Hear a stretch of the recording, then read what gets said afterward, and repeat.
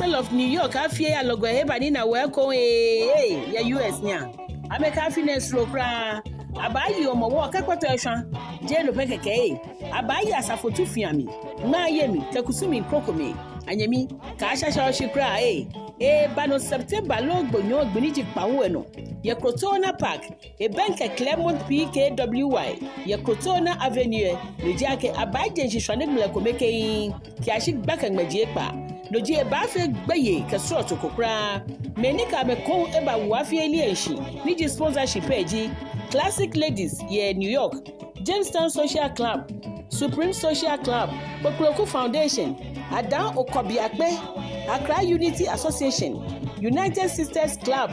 Happiness Social Club ke Gadangme New York keji o ta ole afiele miawie twame ye yiboy nenu